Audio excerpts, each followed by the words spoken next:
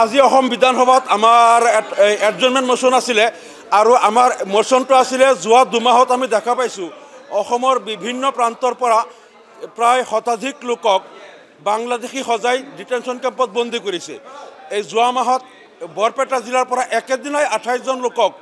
বিদেশী বুলি ডিটেনশ্যন কেম্পত বন্দী কৰিছে। কিন্তু এই লোকসকলৰ পিতৃ মাতৃ ভাৰতীয়, তেওঁলোকৰ ককাই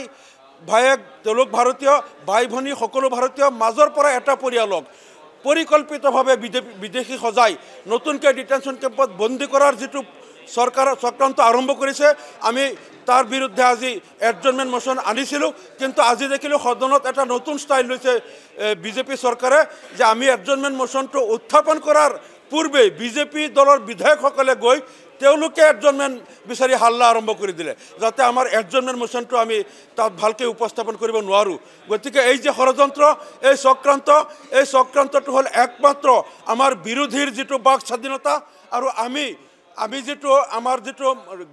গৰীব জনতাৰ স্বাৰ্থত আমি যিবিলাক গুৰুত্বপূৰ্ণ বিষয় উপস্থাপন কৰোঁ সেইটোক বাধা দিয়াৰ এটা তেওঁলোকৰ চক্ৰান্ত। এতিয়া আমি যিটো বিষয় আজি উত্থাপন কৰিছিলোঁ অতি গুৰুত্বপূৰ্ণ কথা, কাৰণ এইখন দেশত যিসকলে বাংলাদেশৰ মাটি হালধীয়া নে বগা নে কোলা নাজানে, যাৰ পিতৃ মাতৃয়ে বাংলাদেশৰ মাটি চিনি নাপায়, যাৰ ককা দেউতাৰ জন্ম এইখন দেশত, যাৰ ককা দেউতাৰ পূৰ্বপুৰুষ এই দেশত জন্ম মৃত্যু, সেই লোকসকলক হঠাৎ বাংলাদেশী সজাই পৰিকল্পিতভাৱে যিটো তেওঁলোকক ডিটেনশ্যন কেম্পত বন্দী কৰা হ'ল, তাৰ আঁৰত আমি দেখিছোঁ বিদেশী ন্যায়াধিকৰণবিলাকেও ইয়াত এটা ভূমিকা পালন কৰি আছে। কাৰণ বিদেশী ন্যায়াধিকৰণত আমি দেখিছোঁ কোনো লোকে তেওঁলোকে যদি 20টা ডকুমেণ্ট দিয়ে, তাৰ ভিতৰত 15টা ডকুমেণ্টত voter list, voter identity card, PAN card, driving licence, panchayat certificate, তাৰপিছত স্কুল চাৰ্টিফিকেট আৰু বিভিন্ন মাটিৰ তথ্য পাতি সকলোতে পিতৃৰ নাম লগত থকাৰ পিছতো দেখিছোঁ আমি এই ফৰেনাৰ্ছ ট্ৰাইব্যুনেলবিলাকে 15টা ডকুমেণ্টত পিতৃৰ লগত পুত্ৰ বা পিতৃৰ লগত কন্যা বা জীয়েকৰ নাম থকাৰ পিছতো দি দিয়ে যে এইজন লোকে তেওঁৰ প্ৰজেক্টেড ফাদাৰৰ লগত, প্ৰজেক্টেড ফাদাৰ বুলি কয় যে he or she could not establish relationship with his projected father বুলি কৈ এটা সহজ বাক্যত সকলোকে বিদেশী বনাই দিয়ে, যাৰ পিতৃ মাতৃও ভাৰতীয় নাগৰিক, ককা দেউতাৰ ভাৰতৰ নাগৰিক। গতিকে এই যে চক্ৰান্তটো আৰম্ভ হৈছে পৰিকল্পিতভাৱে এটা জনগোষ্ঠীক নিঃস্ব কৰাৰ কাৰণে, এটা জনগোষ্ঠীৰ লোকক সাংবিধানিক গণতান্ত্ৰিক অধিকাৰৰ পৰা বঞ্চিত কৰাৰ কাৰণে, এটা জনগোষ্ঠীক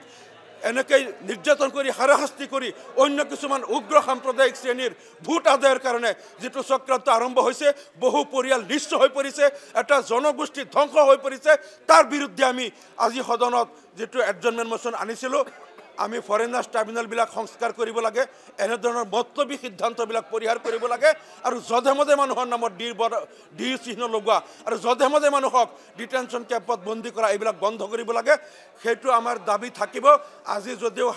মাত্ৰ 10 মিনিটৰ কাৰণে আয়োজন কৰিছে, আমি আকৌ গৈ পেলাই সদনত আমি এইটো দাবী উত্থাপন কৰিম যে আমাৰ দাবী মানিবই লাগিব আৰু বিজেপি দলে যিটো চক্ৰান্ত কৰিছে যে আমাৰ এই দাবীটো, আমাৰ আৱাজটো বন্ধ কৰিবলৈ, সেইটো আমি যিকোনো প্ৰকাৰে উফৰাই তুলিম, প্ৰয়োজন সাপেক্ষে আমি এইটো গণ আন্দোলন গঢ়ি তুলিম।